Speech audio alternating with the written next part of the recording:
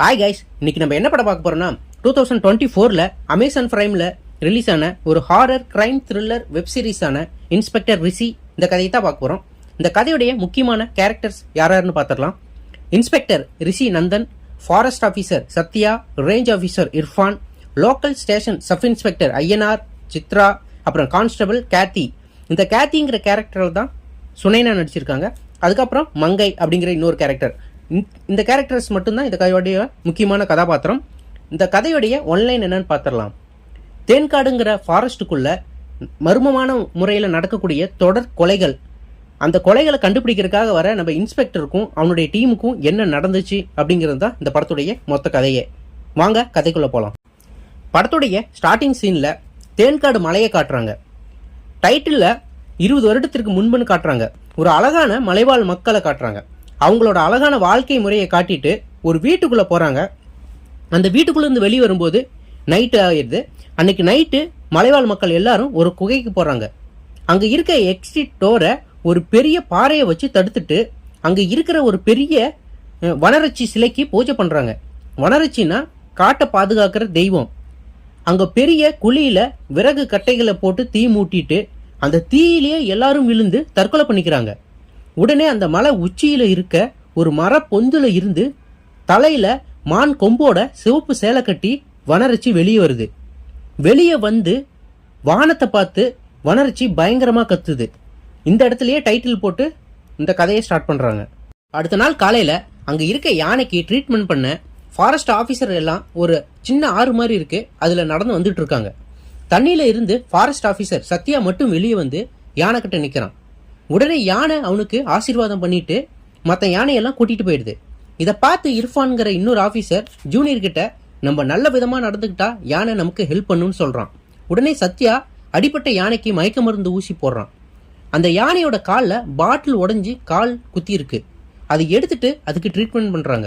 அதுக்கு சத்யா இர்ஃபான் கிட்ட, அண்ணே நாளைக்கு நம்ம ஆளுங்களை விட்டு இந்த இடத்த கிளீன் பண்ண சொல்லுங்க, இனி ஃபாரஸ்ட்டுக்குள்ளே யார் வந்தாலும் ஸ்ட்ரிக்டாக ஆக்ஷன் எடுக்கணும்னு சொல்கிறான். அன்னைக்கு நைட்டு தேன்காடு மலையை தான் காட்டுறாங்க. ஒரு மொட்டை தலையன் அவன் கொண்டு வந்த துணியை கிழிச்சு ஒரு மரத்தில் அடையாளத்துக்கு கட்டிட்டு அந்த காட்டுக்குள்ளே மெதுவாக உள்ளே போயிட்டு இருக்கிறான். அவன் கொண்டு வந்த டார்ச் லைட்டை அடிச்சுக்கிட்டு கொஞ்சம் தூரம் போய் பார்த்தா மறுபடியும் அவன் வந்த இடத்துலயே தான் வந்து நிற்கிறான். அப்படியே அவன் ஒரு இடத்துல கன்ஃபியூஸ் ஆகி நிற்கும்போது ஒரு மரத்துக்கு பின்னாடி இருந்து மான் கொம்பு வெளியே வருது. அப்படின்னா வனரட்சி மெதுவாக வெளியே வருது. வெளியே வந்த வனரட்சி அந்த மொட்டையினை தூக்கிடுது. அடுத்த நாள் காட்டுக்குள்ள சத்யா, இர்ஃபான் கூட அந்த ஜூனியர் பொண்ணு ஒன்று உள்ள போறாங்க. எங்க பார்த்தேன்னு இர்ஃபான் கேட்கறான். உள்ளதாங்க சார் பார்த்தேன் அப்படின்னு சொல்லி உள்ள போறாங்க.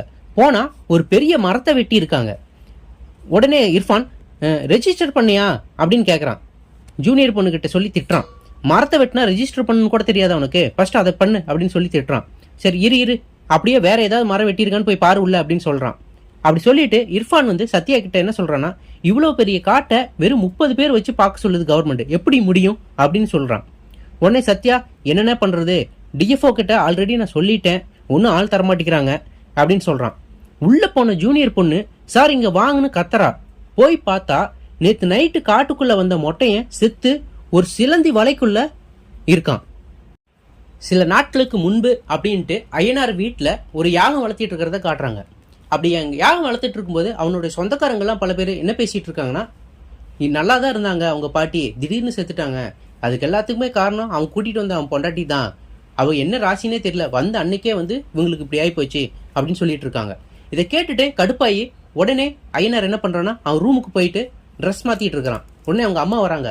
டே நீ எங்க வேணா போ, மறுபடியும் அவளை கூட்டிட்டு மட்டும் வந்துடாத, இத்தனை பேர் சொந்தக்காரங்க வந்திருக்காங்க, யார் அவங்களுக்குலாம் சாப்பாடு போடுறதுன்னு சொல்றான். அதுக்கு நீங்கள் என்னமோ பண்ணிக்குமா, எனக்கு வேலை இருக்குன்னு சொல்லிட்டு கிளம்புறதுக்காக ரெடி ஆகிட்டு இருக்கிறான். அப்போ ஃபோன் வருது. யாருன்னா அவனுடைய ஃப்ரெண்டு சித்ரா கிட்ட இருந்து. சித்ரா என்ன சொல்கிறான்னா, அந்த தேன்காடு மர்டர் சம்மந்தப்பட்ட கேஸ் விசாரிக்கிறதுக்காக சென்னையிலேருந்து ஒரு புது இன்ஸ்பெக்டர் வந்திருக்காரு அப்படின்னு ஐயனார் கிட்ட சொல்கிறார். அதுக்கு ஐயனார், ஏன் நான் இல்லையா, நம்ம இன்ஸ்பெக்டர் போனதுக்கு அப்புறமேட்டு அந்த இடம் எனக்கு தான் நினச்சேன், ஏன் என்னால் வந்து இன்வெஸ்டிகேஷன் பண்ண முடியாதுன்னு நினச்சிட்டு இருக்காங்களா அப்படின்னு சொல்லிட்டு ரொம்ப ஃபீல் பண்ணுறான். அது என்னன்னு தெரியலடா, சரி வா கிளம்பி வா அவர் அப்படிங்கிறான். அந்த ஆள் என்ன ஸ்டேஷனுக்கு வந்துட்டானா அப்படிங்கிறா. இல்லை அவர் டைரெக்டாக வந்து ஸ்பாட்டுக்கு வந்துட்டாரு, நம்ம 2 பேரையும் அங்கே வர சொல்லியிருக்காரு அப்படின்னு சொல்லிட்டு 2 பேரும் கிளம்புறாங்க. அங்கே கொலை நடந்த ஸ்பாட்டுக்கு ஐயனாரும் சித்ராவும் வராங்க. அந்த இடத்துக்கு ஆல்ரெடி ரிஷி வந்துட்டாரு. வந்தவங்க மாற்றி மாற்றி இன்ட்ரடியூஸ் ஆகிக்கிறாங்க. அதுக்கப்புறம் இந்த கேஸ் பத்தின டீடைல் வந்துட்டு ரிஷி கேட்கறாரு. அதுக்கு சித்ரா ஒரு ஃபைல் எடுத்து தரா. இந்த ஃபைல் இருக்கிறதெல்லாம் நான் ஆல்ரெடி பார்த்துட்டேன், எனக்கு நீங்க எக்ஸ்பிளைன் பண்ணுங்க அப்படின்னு சொல்றான் ரிஷி. இதுக்கு ஐயனாருக்கு அடுப்பாயி, என்ன எங்களுக்கு டெஸ்ட் வைக்கிறீங்களா அப்படின்னு சொல்றான். அதுக்கு ரிஷி வந்துட்டு சிம்பிளா என்ன சொல்றாருன்னா, நீங்க வந்து என் கூட ஒர்க் பண்றது வந்து நார்மலா ஒர்க் பண்ற மாதிரி இருக்காது, ரொம்ப வைல்டா இருக்கும். நீங்க ஒர்க் பண்ண விருப்பம் இருந்தா ஒர்க் பண்ணுங்க, இல்லைன்னா இந்த இடத்துல இருந்து கிளம்புங்க அப்படின்னு சொல்லிடுறான். உடனே ஐயனார் கோவமா போற மாதிரி போயிட்டு ஒரு நிமிஷம் யோசிக்கிறான். யோசிச்சுட்டு மறுபடியும் திரும்பி வரான். வந்துட்டு ஐயனாரும் சரி சித்ராவும் சரி அந்த ஸ்பாட்ல அவங்க என்னென்ன அப்சர்வ் பண்ணாங்களோ அது எல்லாத்தையும் வந்து இன்ஸ்பெக்டர் ரிஷி கிட்ட சொல்லிட்டு இருக்காங்க. அப்படி இவங்க எல்லாரும் பேசிட்டு இருக்கும்போதே ஃபாரஸ்ட் ஆஃபீஸர் சத்யாவும் இர்ஃபானும் வந்துடுறாங்க. சாரி சார், எங்களுக்கு ஒரு மீட்டிங் இருந்துச்சு, அதான் பேசிட்டு வரதுக்கு லேட் ஆயிடுச்சு அப்படின்னு சொல்றாங்க. இட்ஸ் ஓகே அப்படின்னு சொல்லிட்டு அந்த மொட்டையன் தங்கியிருந்த ஹோட்டலுக்கு போய் பார்க்குறாங்க. இந்த ஹோட்டலில் அவனை வேற யாராவது வந்து சந்திச்சாங்களா அப்படின்னா யாரும் இல்லை அப்படிங்கிறாங்க. 6 மணிக்கு மேலே காட்டுக்குள்ளே யாரும் தனியாக போகக்கூடாதுன்னு ரூல்ஸ் இருக்குல்ல, நீங்கள் எப்படி அவரை தனியாக அனுப்புனீங்க அப்படின்னு வந்துட்டு ரிஷி வந்து ஆஃபீஸரை பார்த்து கேட்குறான், ஃபாரஸ்ட் ஆஃபீஸரை.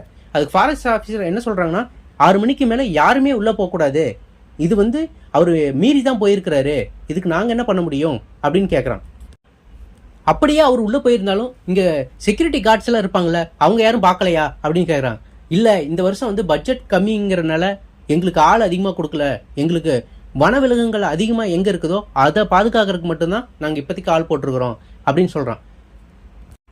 சரி ஓகே அப்படின்னு சொல்லிட்டு அந்த இடத்துல இருந்து ஆஃபீஸர் சத்யாவும் இர்ஃபானும், சார் உங்களுக்கு வேற ஏதாவது உதவி வேணும்னா கேளுங்க, நாங்கள் செய்கிறோம், இப்போ எங்களுக்கு ஒரு வேலை இருக்கு அப்படின்ட்டு கிளம்பிடுறாங்க. ரிஷி என்ன பண்ணுறான்னா, ஐயனார்கிட்டையும் சித்ராகிட்டையும், நீங்கள் ஆல்ரெடி இதை வந்து இன்வெஸ்டிகேஷன் பண்ணியிருப்பீங்க, ஒவ்வொரு வீடாக போயிருப்பீங்க, ஒவ்வொரு கடையாக போயிருப்பீங்க, ஆனால் எனக்காக மறுபடியும் இன்னொருக்கா போய் பாருங்க அப்படின்னு சொல்கிறான். ஐயனாரும் சித்ராவும் ஒவ்வொரு வீடா ஒவ்வொரு கடையா போய் இன்வெஸ்டிகேஷன் பண்ணிட்டு இருக்காங்க. அப்படி ராபர்ட், அதாவது செத்த அந்த மொட்டத்தலையும் பேரு ராபர்ட், அந்த ராபர்ட் வந்து ரெகுலரா வந்து சாப்பிட்டு போற ஹோட்டல் கிட்ட போறாங்க. உடனே ஓனர், சார் மறுபடியும் வந்துட்டீங்களா, அதான் அன்னைக்கே சொல்லிட்டேனேங்க சார், சொன்னாலும் பரவாயில்ல, இன்னொருக்கா விட்டுருப்பீங்க ஏதாவது, மறுபடியும் சொல்லுங்க அப்படின்னு சொல்றாங்க. அப்படி அவங்க இன்வெஸ்டிகேஷன் பண்ணிட்டு இருக்கும்போதே அந்த கடையில வேலை செய்யற ஒரு பையன் மட்டும் பயத்திலேயே வேலை செய்யறான்.